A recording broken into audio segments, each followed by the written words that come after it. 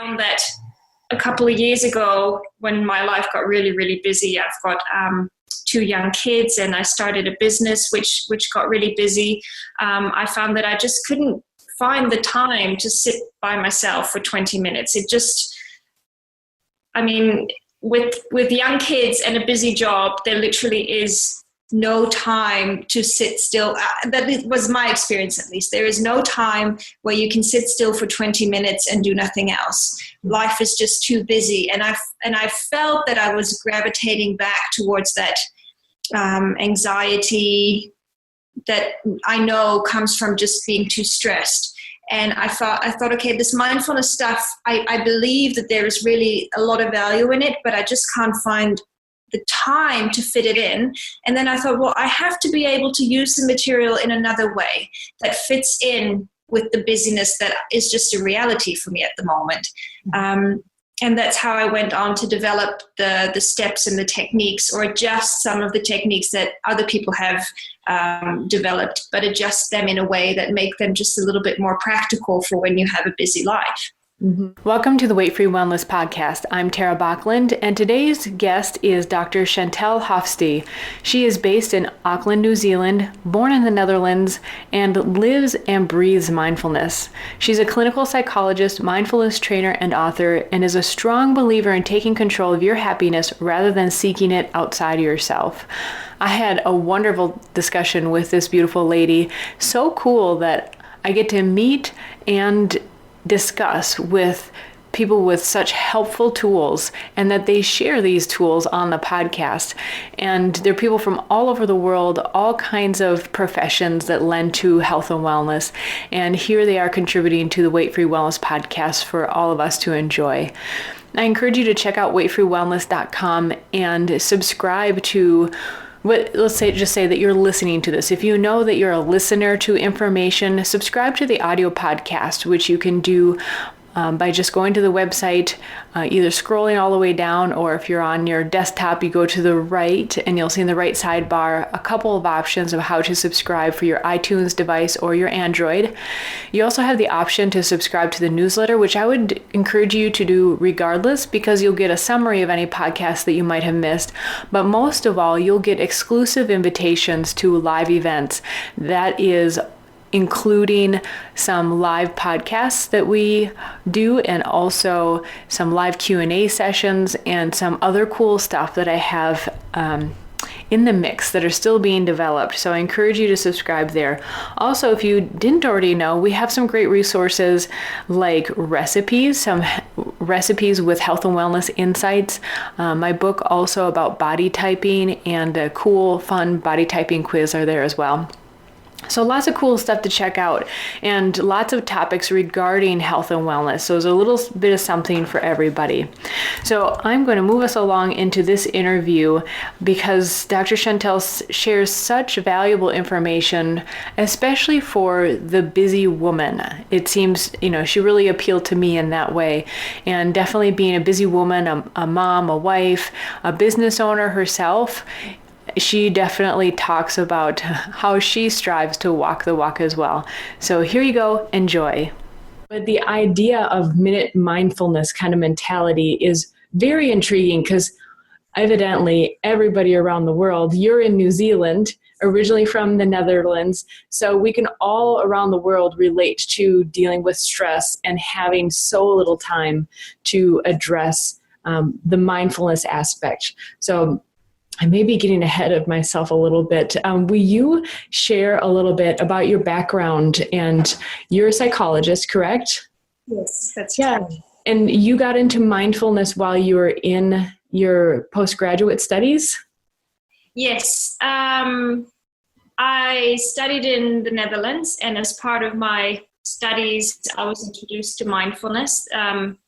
It's already a while ago, but back then in the Netherlands where I was studying, it was starting to make its way into the psychology field.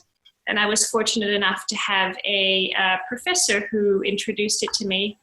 That was my first taste of mindfulness, and I was quite skeptical in the beginning. I didn't really click with it right away.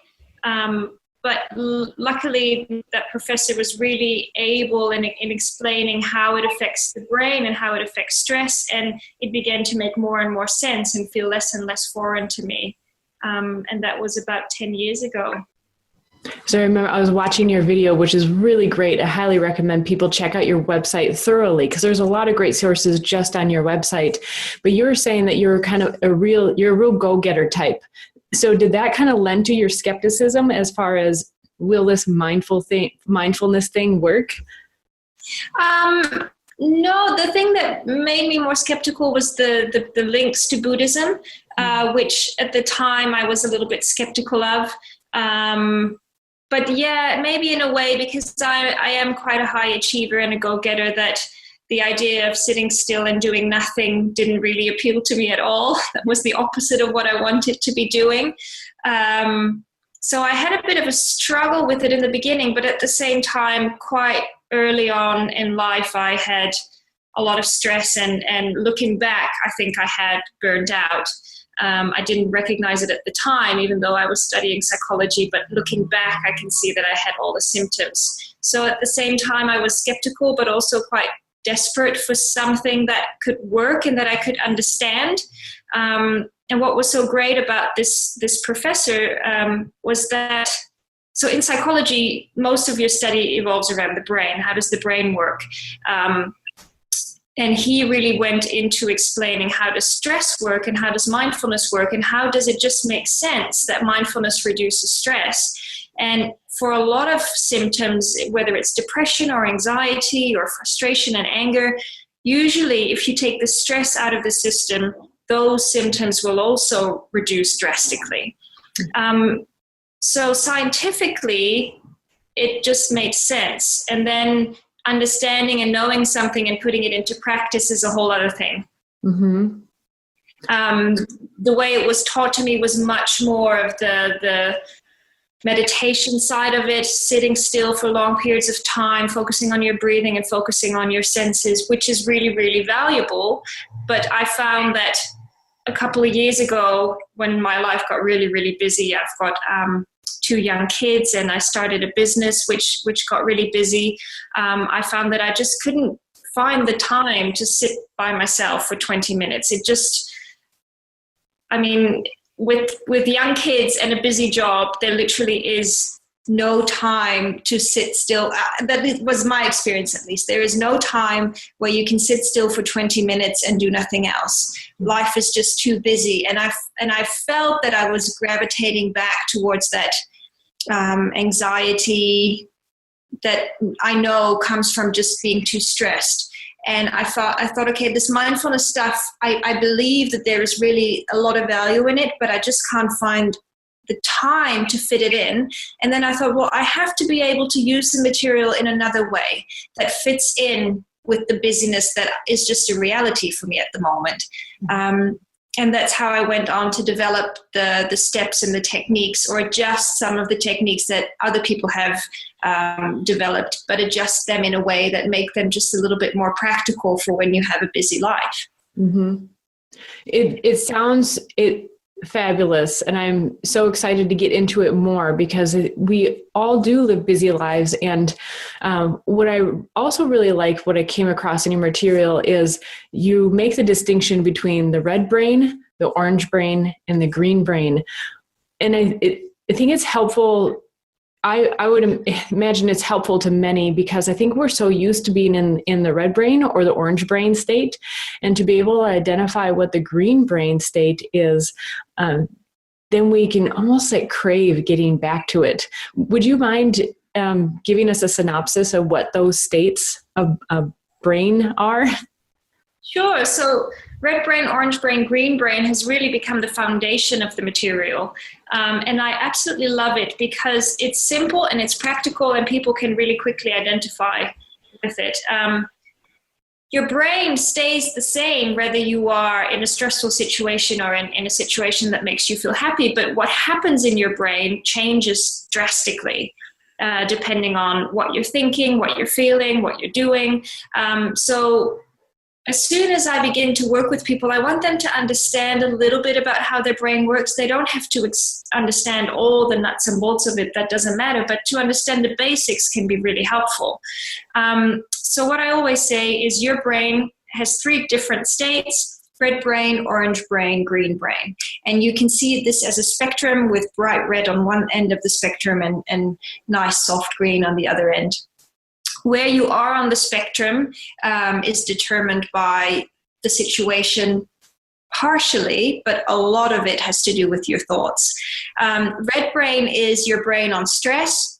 When you're in red brain, the stress chemicals, adrenaline and cortisol are released into your system. In red brain, we respond as if we're in an emergency. So as soon as there's stress in your system, the cortisol and the adrenaline is released. We have these symptoms that kick in, like shallow breathing, tense muscles. Some people feel like a knot in their stomach. Other people feel like a pressure on their chest or in their head. And all of this is your body getting ready for fight or flight. That's what stress does. And literally, it makes you stronger, it makes you quicker, it makes you better able to respond to an emergency. At the same time, as that stress kicks in, our ability for empathy and kindness and consideration and patience is drastically reduced. Because in emergencies, those things would slow us down. So the system is designed in a way that as soon as there's stress, all of that stuff goes onto the back burner. Now, green brain is the other end of the spectrum. Green brain is a brain that is very, very low on stress, so low cortisol, low adrenaline, and naturally what happens is higher oxytocin, which is our relationship hormone.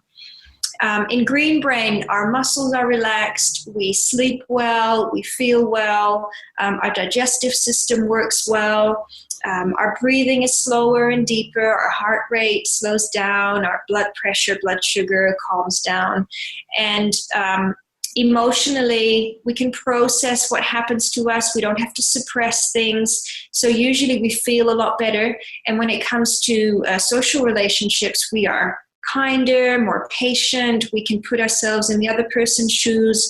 We can problem solve better. We're more flexible.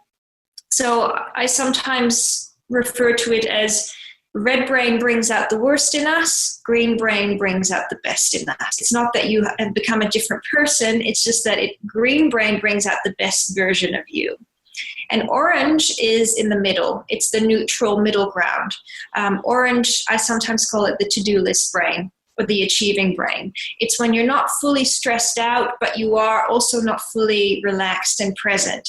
You are focused on the next thing on the to-do list. And what a lot of us do is we live mostly from orange, and when things go wrong, we jump into red brain.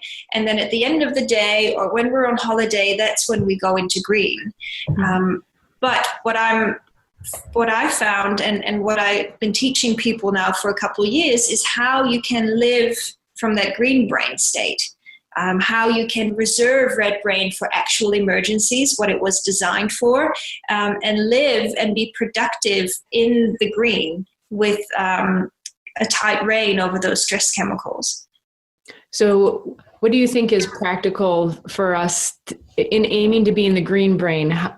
Is it practical to be there 100% of the time or 80% of the time? What's kind of the sweet spot in your opinion? Well, the more the better. My colleagues and I have this little phrase that we use when we encourage each other, and we say, stay green. And I think the more you practice, the easier it becomes. Just like with anything, it's your brain is like a muscle. If you train it, it becomes stronger and you become more capable. So, I mean, the more the better. I think you can be in green brain, let's say 95% of the time. I'm not necessarily there all the time, and it does depend on your circumstances. It's a lot easier when things are going well. But at the same time, any shift to more green and less red is an improvement. So whenever I work with people, that's always the goal. The goal is less red brain, more green brain. Mm-hmm. what I thought was interesting is in the presentation, you gave the cue identifiers where like the orange brain is the to-do list brain, which is helpful because you can automatically, I know what that to-do brain feels like. It's easy to get in that state. Whereas green brain, you identified as calm, connective, productive, and working smart. And that's what I thought was really interesting, that I'm personally trying to get out of this stage or this habit. We'll talk about neuroplasticity too. Maybe it's a good time to wrap it in there.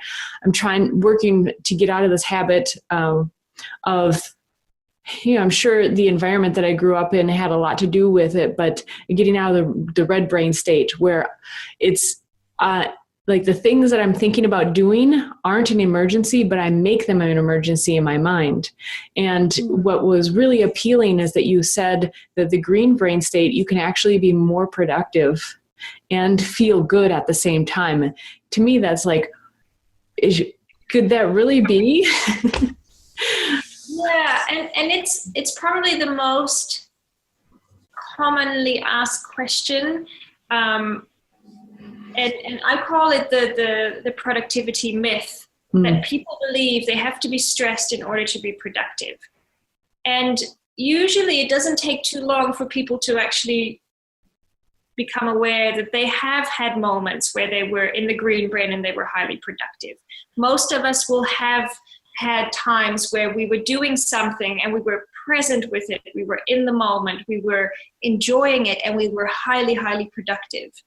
So what we tend to do is when you have red brain productivity, when you use stress to become productive, that really depletes your energy.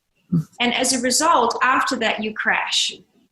And so what happens a lot in people that have red brain productivity, and I recognize that in myself too, is that we procrastinate for a long period of time, and that's just our brain's way of saving energy. Then we go into crazy stress productivity where, yes, we get a lot done, but not necessarily to the highest quality and not necessarily in the way that we actually enjoy the productivity. And then we finish it and we have a moment of happiness and a boost of dopamine in our brain that makes us feel good because we've accomplished what we wanted to, but we're exhausted as well because we worked so hard. And then we go back into procrastinating. Energy saving mode, just to build up enough time pressure that we can go crashing and rushing into that red brain productivity again, get the dopamine rush, and then crash. So it's a really up and down system of productivity. When with green brain, what I find, and this is just my personal experience, the energy level is a lot more constant. So I'm wasting less time. I'm wasting less time on Facebook and Pinterest and watching stuff just because I just can't get myself to that productivity state yet.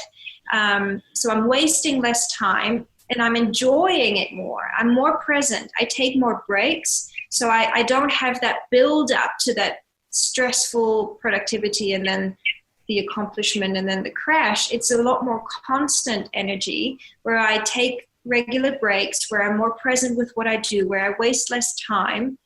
And because the absence of stress, I often work a lot smarter. So when you're stressed, you don't stop to think, is this working well? Is this the right approach? Could I be doing things differently?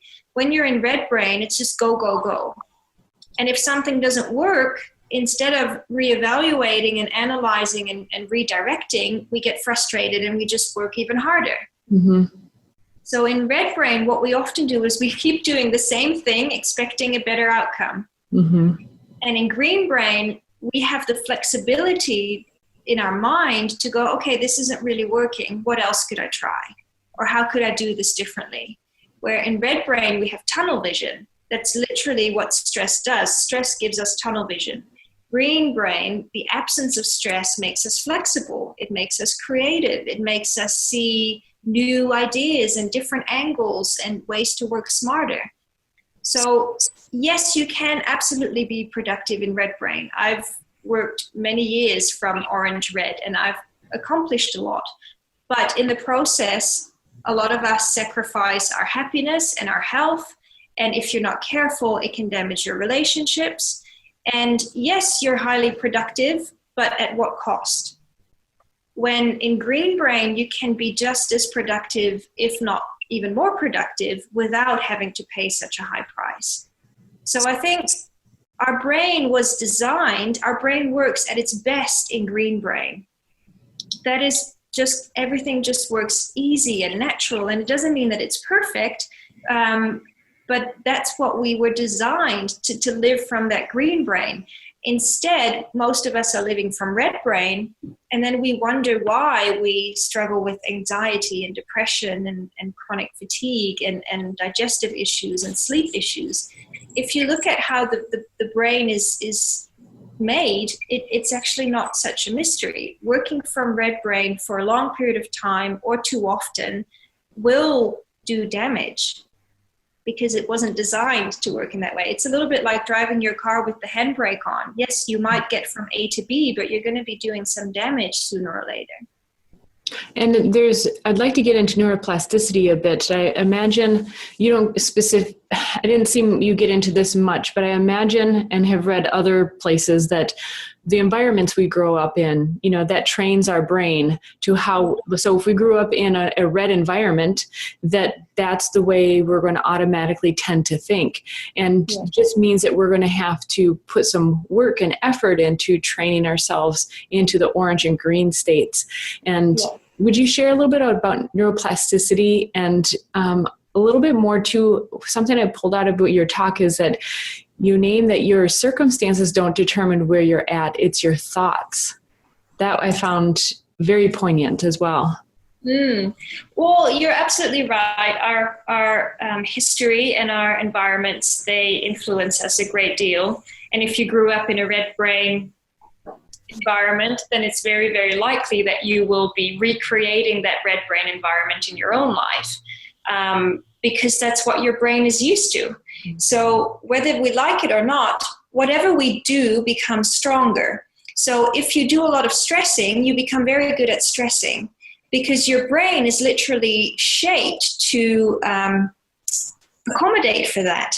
So your brain doesn't discriminate between unhelpful and helpful behaviors. It just rewires itself based on what it experiences. So if you, as a child, grew up with a lot of stress, your brain will be wired towards stress.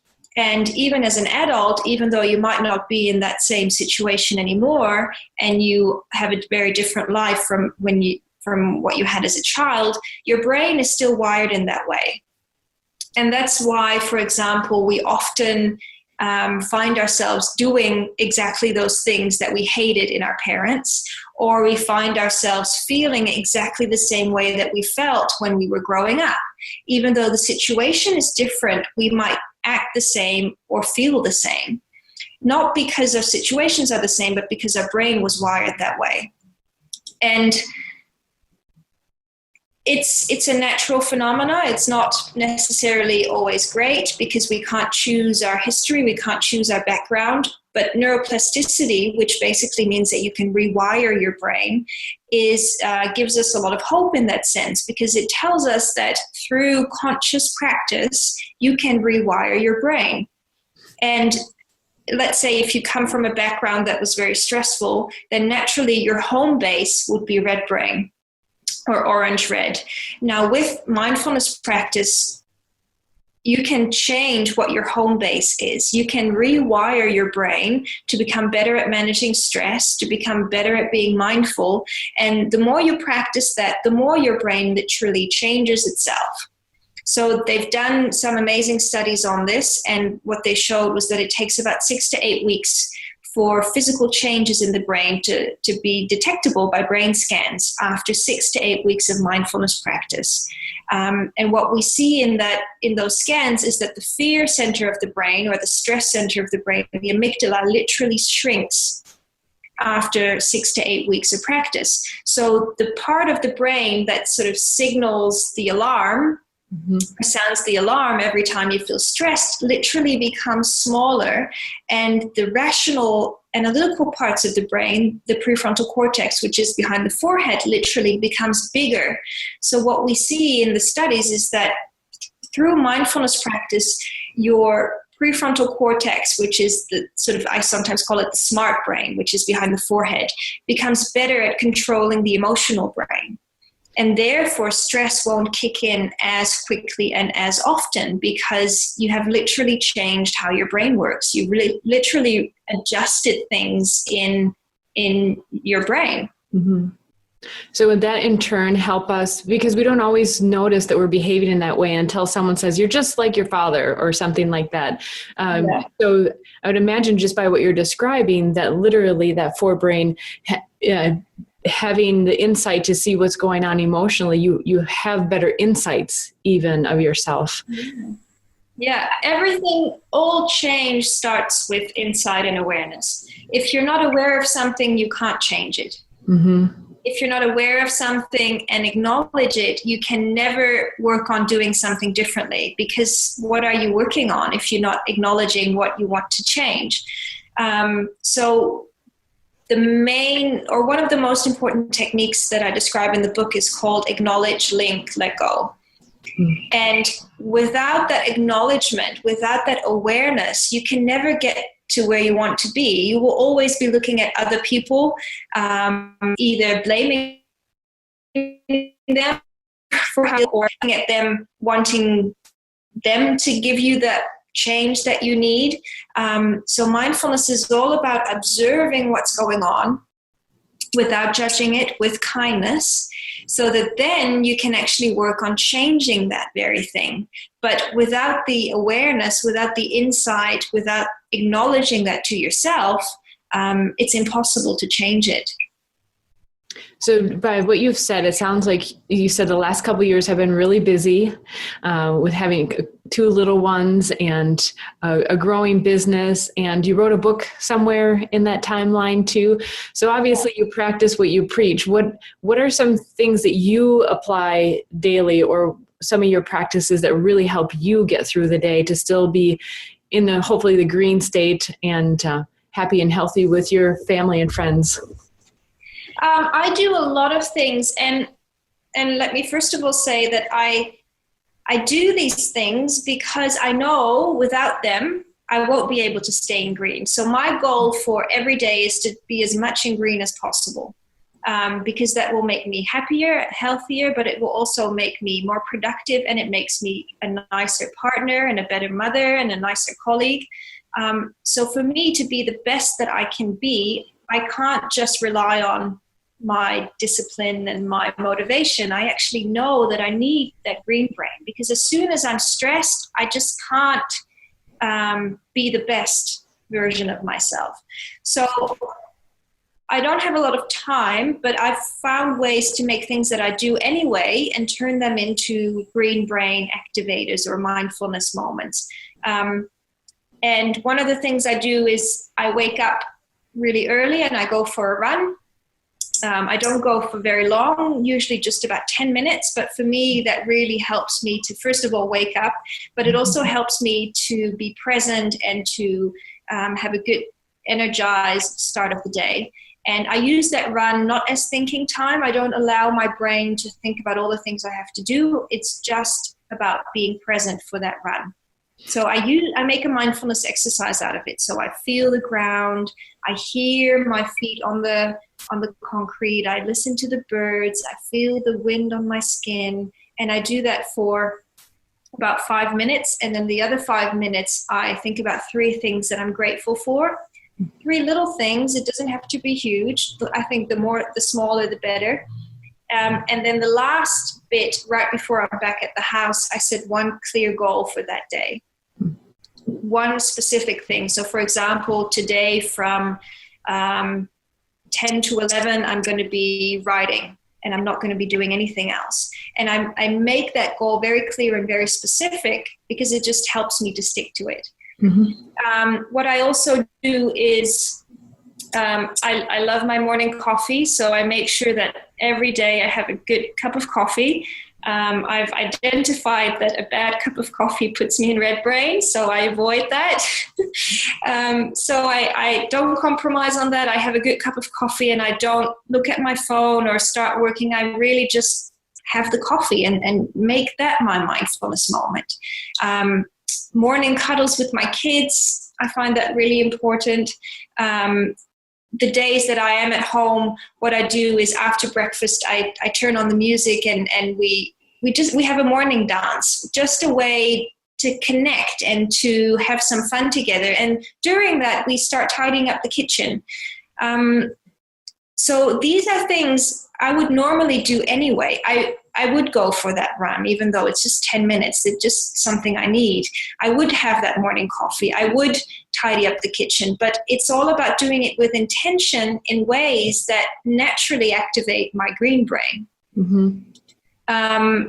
Other things that I do is in the evening, I try to mindfully brush my teeth or mindfully take a shower. It's really not about what you do.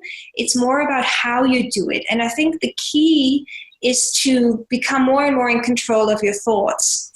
So beforehand, I would be doing all these things, but mentally I would be worrying.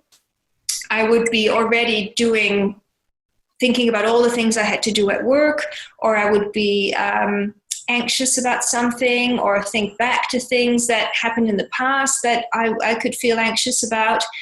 And that's the biggest shift. I do those things and I can keep my mind present. And I no longer have my mind all over the place, because it naturally just goes to things that I would feel anxious about. When my mind wanders off, it usually goes to the bad stuff, not to the good stuff. So mindfulness practice is all about controlling your mind and being more in control over where it goes and keeping it in the moment, so that when you are running, you're actually running and you're not mentally answering emails. When you are having that special moment with your kids in the morning, you are actually there and you're taking it in and you're not mentally already rushing out of the door. It's aligning what you're doing physically or bringing your mind into that and keeping it there. Mm-hmm.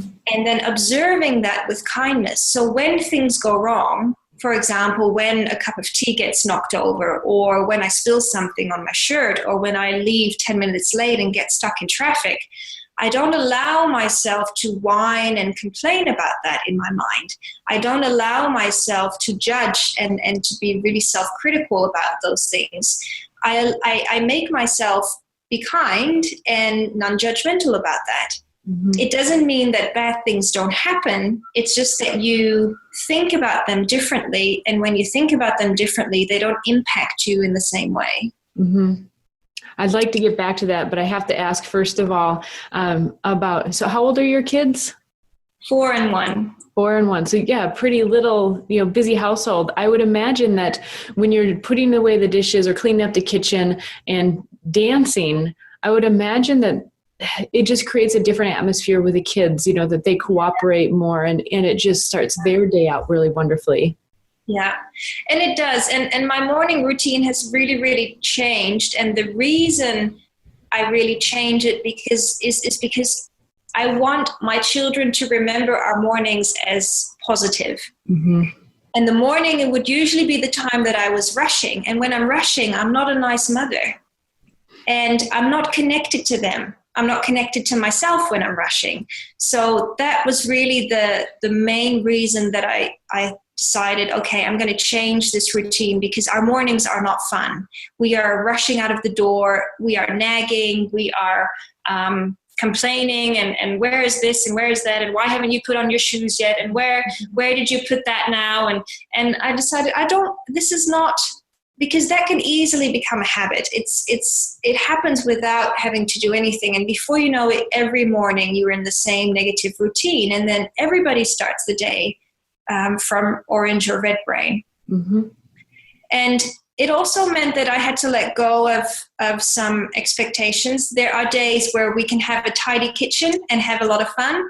There are days when I have to choose. Are we going to have a positive morning, or do I prefer a tidy kitchen? And then I prefer to have a good morning. So there will be days where my kids are happy and cooperate, and where my 1-year-old hands me the cutlery from the dishwasher, and my 4-year-old is happily getting himself dressed. But there's also days where it's the opposite. And I now choose to then let go of the outcome and prioritize the fact that we stay connected. Mm-hmm. And sometimes that's annoying because I like to have a tidy kitchen, but it's about what I want more. And what I want more is that we are connected in the mornings, and that my children go to where they have to go feeling good about the time we had in the morning, and feeling good about the relationship we have, and feeling safe and secure. Mm-hmm. I wonder if you have the similar experience. That it often appears to me as I observe the world that we have challenges in life that we have to learn to get over. And life will almost seem to keep putting them in front of us until we learn how to get over them. And you're talking about the non-judgment and letting go. I know for me has been a big part of that process. In it seems almost contradictory that you have to learn to let go to no longer have those challenges. Mm-hmm. I don't know if I'm illustrating myself well enough, even for the audience, but it's like the better you can let go. For me, I don't tend to have those. Either the issues don't keep coming up, or I just have learned to let go. I don't know. It's the chicken or the egg kind of thing. And sometimes I get, so the way I see it, and I know not every mindfulness practitioner would agree with me, but the way I see it, mindfulness is not about not judging. It's about not judging quickly. So how I use mindfulness is I use it to keep myself in that green brain zone where my brain isn't hijacked by stress. And as long as I can keep myself in the green brain, I can still have an opinion and in a sense a judgment, but it won't be that quick, harsh, critical judgment.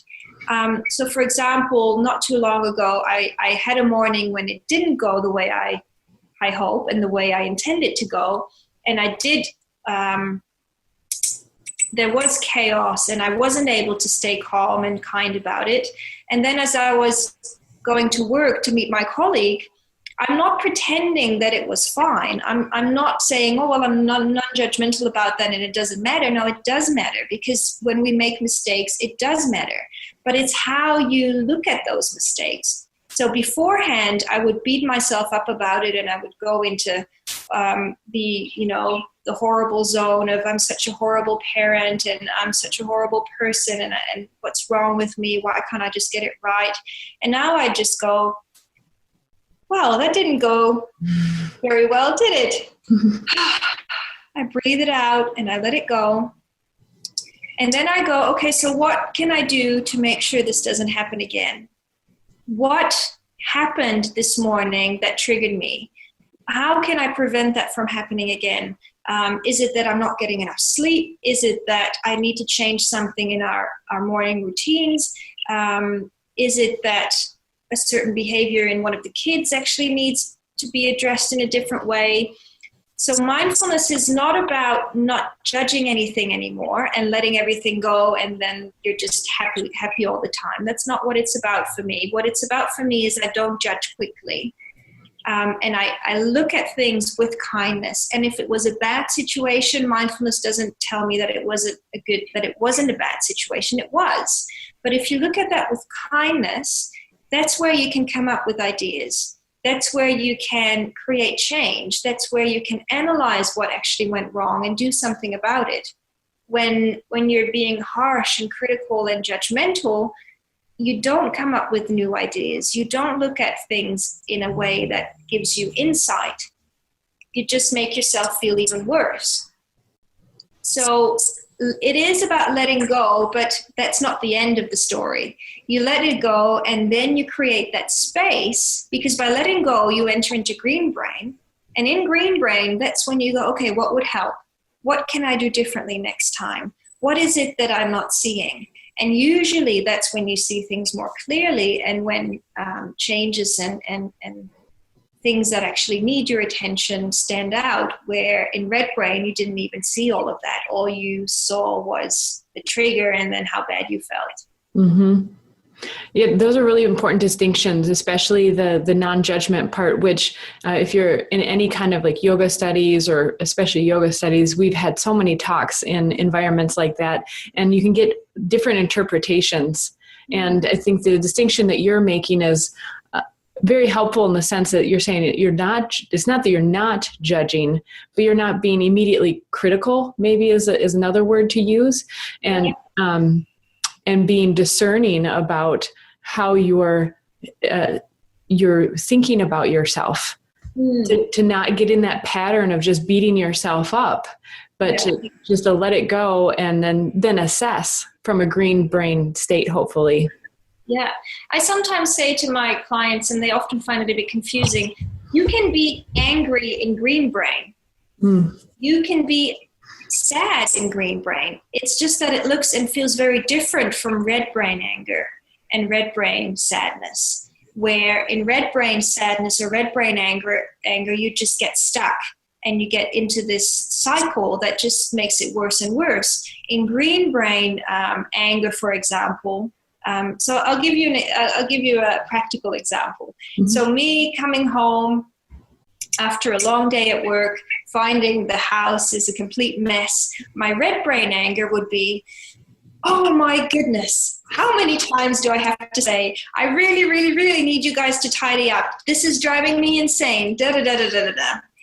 Green brain anger, but because anger is just a signal that something or someone is crossing a boundary for you, one of your boundaries. So green brain anger would be, okay, the house is a complete mess.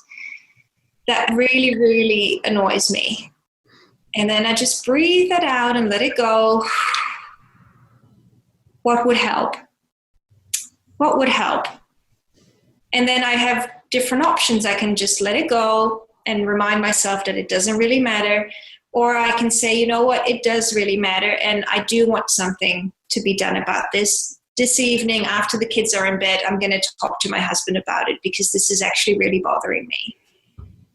So I can still be annoyed and angry in green brain, but what that looks like is very, very different from red brain anger. And the outcomes and the consequences will be completely different. In green brain, we will work towards something helpful and actually creates a change. In red brain, we just end up arguing and everybody feels bad. And the house is still a mess. That's a really good illustration. I'm glad that you opened up and shared that one, because I think a lot of us can relate. And, I've been there personally when I've had a similar situation and I reacted and right away talked to my husband in the red brain state. Like, I thought you were going to do this. And, that just puts a person on the defensive. It doesn't help. But, from a green brain, I can relate that you can be more heart-centered too and speak without blaming and actually communicate better. Yeah. And the emotions will still be there, but they won't be as invasive and they won't take over control. So you will still be in the driver's seat. There's a slight difference there, but I sometimes find that in red brain anger, I am angry. And in green brain, I feel angry. And I'm still in control of what I do and what I say. And I use that emotion is just a signal that something needs to be addressed.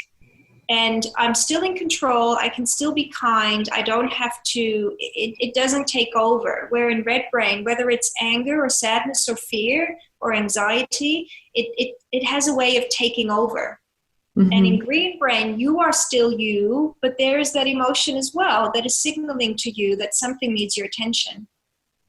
I think that's interesting. It seems like you did mention in one of your talks too that mindfulness isn't Buddhism, it's brain training. And even by what you mentioned earlier, it sounds like that was an important distinction for you personally and also to make in your training. And I'd like you to comment on that, but I'm going to share from personal experience too. More of my mindfulness training came from yoga. And I felt early on that I misinterpreted, I'll take it on myself, that I misinterpreted the meaning of mindfulness. And I think that the distinction that you're making is very important, that being mindful doesn't mean that you put your emotions aside. that you acknowledge the emotions that are coming up, but from a green brain state, you can be more present with them and I don't know. I was going to say act from a more heart-centered way, but those are my own words that I'm using. But I actually kind of want to thank you for making that distinction about acknowledging the emotions, that mindfulness and being in the state doesn't mean that you just push everything down and now I'm centered and I'm mindful. Would you comment on a little bit of that? What comes to mind for you? Well, it's something that I hear quite often, especially from people that have come to mindfulness from yoga. And I'm not saying, there's just different interpretations of what mindfulness is and how it works. And I know there's some people that don't agree with my interpretation, but I think to me, this makes more sense because your emotions in themselves are not evil. They are simply chemical messages coming from your brain telling you that something is in need of your attention. So when you feel sad, it is your brain signaling to you that you've lost something that was of value to you, whether that is a loved one or whether that is an opportunity or whether it is a break because your baby doesn't go to sleep. When you lose something that is of value, you can feel sad. Anger is just your brain signaling to you that something or someone crosses your boundary. When someone's rude to you, when somebody steals something from you, when somebody said they would do something but they don't do it, those things can trigger anger, which is just a signal that that situation needs your attention. Same thing with fear and anxiety. It means that something isn't safe, something isn't secure, and that needs your attention. So to me, mindfulness is not at all about not feeling and shutting down those emotions and only feeling happy, which I don't even think is possible, but I don't even think that should be the aim. For me, the aim is to be in touch with all of those emotions, but do it in green brain. To me, emotions are my internal GPS that signals to me when I'm off track, or that signals to me when something needs my attention. The emotions are not there to make life difficult. They're actually really helpful. And they are, like I said, they are my GPS. When I'm angry, I know I have to do something about that specific situation that is bringing that up. When I'm sad, I know that I need to maybe reevaluate how I deal with that particular situation. So I think emotions are really, really valuable. The thing that we want to be careful of is to not get stuck in the emotion. So there's 3 things we can do with emotions. We can suppress them, we can get stuck in them, or we can process them. When we suppress them, that works temporarily, but we just end up with all of this suppressed stuff that comes up one way or another. When we get stuck in it, we lose sight of what's really going on, and we just get sucked into this pit of sadness or anger, which isn't helpful either and not healthy at all. But when we process our emotions, we acknowledge them, we're aware of them, we listen to what they're there to tell us, but we don't get stuck in it. It's just a signal. Mm-hmm. And you respond to that signal with an action. And I think that's the way they were intended to work. As you say it, it just sounds like nature's recipe for how we were built and how it's meant to be. And it actually ties into some recent talks with psychiatrists and people in that realm too about, I've heard it affirmed from a couple of people. So my ears always perk up, when I hear it from a couple of sources, but they're talking about depression, and that, depression is thought to be a disease, an ailment, something that needs medication by Western standards. But more recently, they're making the association that depression is actually a symptom, that there's inflammation in the body, and that a recent psychiatrist that I just spoke with, she was mentioned a couple of times tuning into your emotions. And I thought it was really brilliant hearing it from a psychiatrist in particular, who were typically trained to just medicate. And she mentioned a couple times not directly, it was actually kind of laced in her talk, that your emotions are signals for you. And I have to point out, I love these common threads that come up through these podcasts, that there are common threads for wellness, like acknowledging your emotions. Yeah, for me, that's been a huge shift, and probably the most powerful technique that I've come across, and I've started teaching it myself.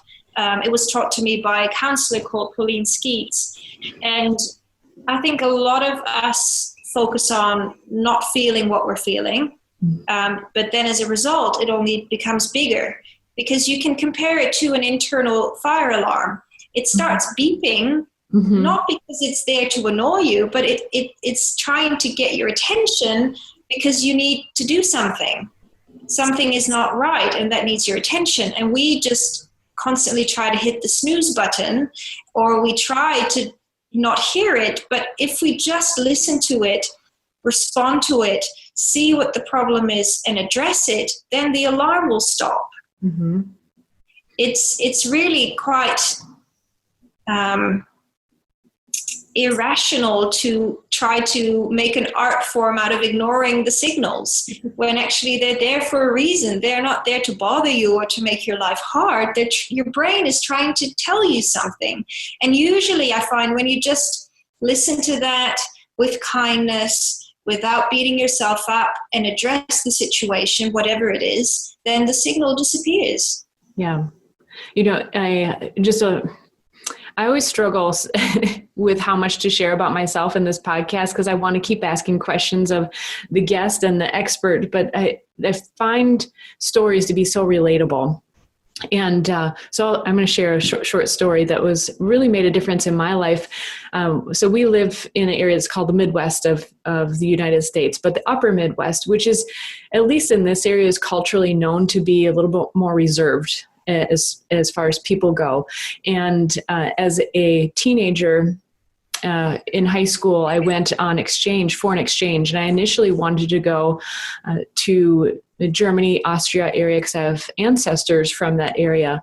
But I really got a blessing in disguise, the way I perceive it. It's amazing how things happen in hindsight, where I was given the option to go to Brazil.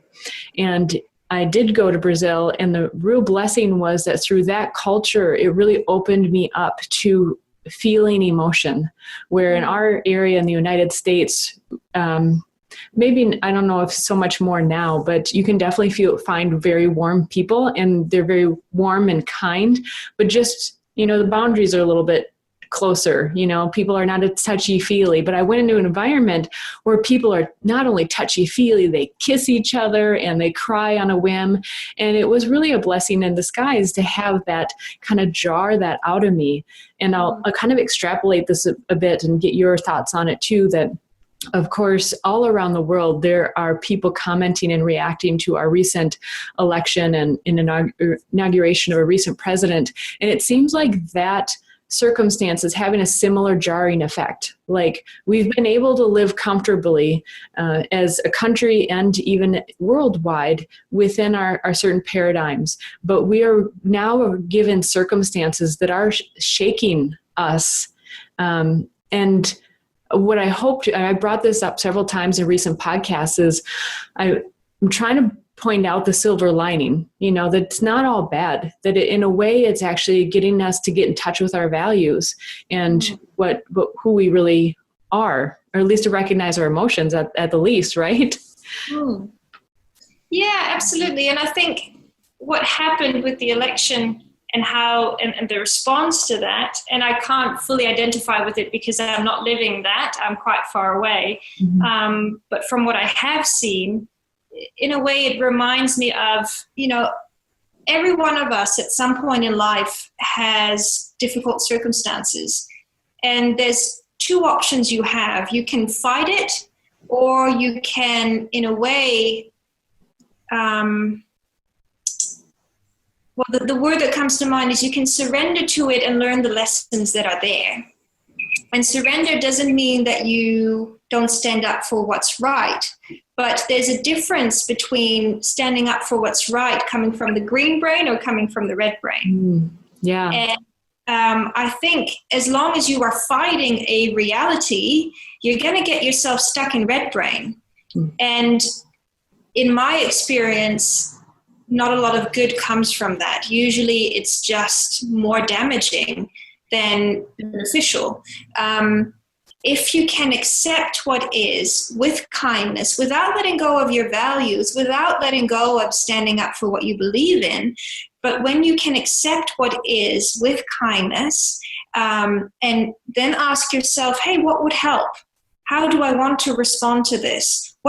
What can I learn from this? What does this actually tell me about what I can do within my own sphere of influence? I think that would create a very valuable situation. Because it's one thing to get angry at something that you actually can't really influence. And that's what I see a lot happening in red brain, in relationships, in individual people's lives, in cultures, in countries. But you can use that situation even a little bit like a mindfulness moment to go, okay, how do I want to respond to this? It's one thing to point your finger at someone and say, you should be more tolerant. Well, that not often have I met anyone that went, you know what, you're right, I should.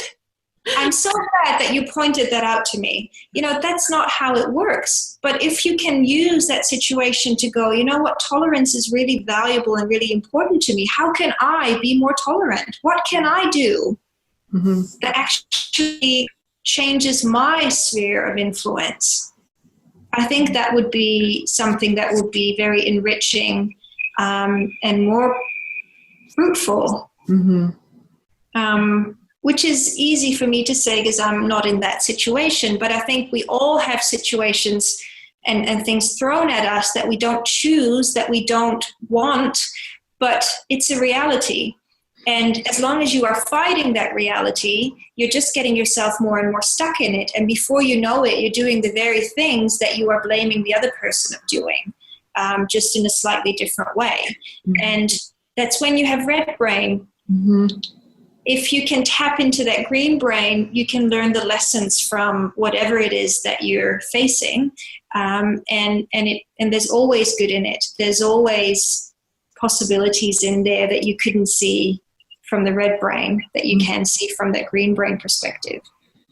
Well, those are terrific insights. And the few words that I especially stuck in my brain are, what is helpful? To really, that'll be in the show notes in bold. What is helpful? Yeah. Well, will you share with the audience, please? You have a number of things that you offer on your website that are helpful to help us to be mindful on the run. So there's a lot of different options. I've written a book called Mindfulness on the Run, which has all the theory and all the techniques that I teach. There's a download with the mindfulness exercises so that if you want to get into mindfulness practice, it's a really easy way to start. You can just download it onto your phone or whatever you use and hear me guide you through mindfulness exercises whenever you wanted. They're quite short exercises, so they're easy and quick, and they can be done as you're driving to work or as you're on your lunch break or even when you're doing the dishes, or you don't have to sit still and do nothing to do them. We also just launched an online mindfulness course, which is 4 weeks and has videos and downloadable guided mindfulness meditations.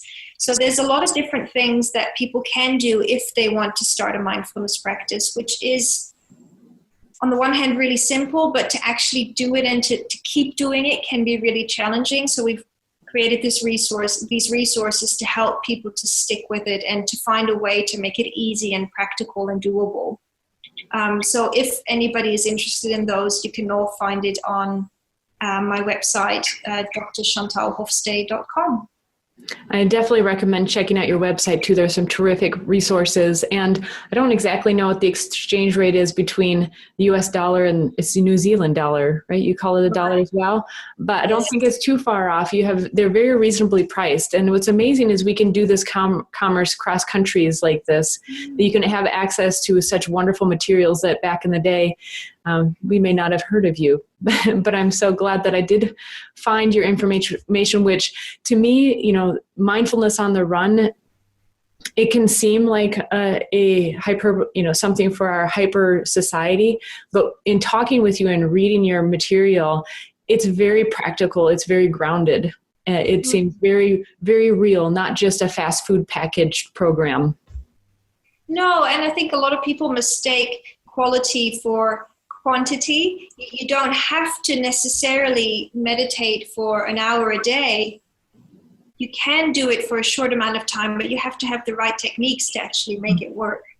And that's what I've tried to make available, the techniques that have worked for me and for the people that I work with. And even then, I always say when I do a workshop or when I work with people one-on-one, you're not going to like all of the techniques, which is perfectly fine. I don't like all of the techniques. It's just about finding a couple that click with you. When you find them, you just stick to those. You don't have to do all of them. As long as you find those things that get that green brain activated for you, and then you make sure you master them and do them every day.